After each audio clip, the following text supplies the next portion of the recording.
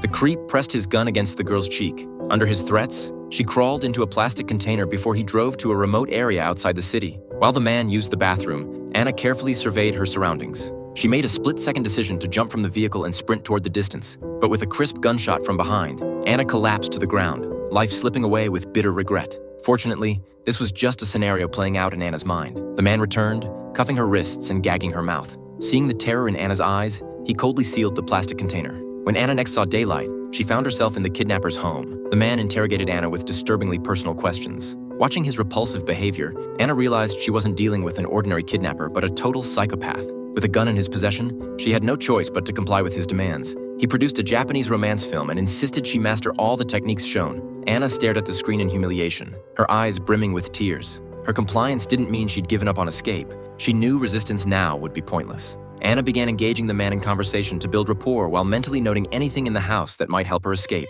At night, to prevent her from fleeing, he handcuffed her to the bed before falling into what he believed was a secure sleep. The next morning, Anna woke to find her captor still asleep. She quietly freed herself from the restraints, carefully opened the bedroom door, crossed the living room, and unlocked the front door, gently setting the security bolt on the floor. She bolted outside and ran barefoot with desperate speed, knowing a gunshot could sound behind her at any moment. When a car appeared ahead, the driver finally allowed her in after her repeated pleas. Soon after, Anna pushed open the police station doors and reported her kidnapping. The officers connected her case with the missing persons report filed by Anna's mother the previous day.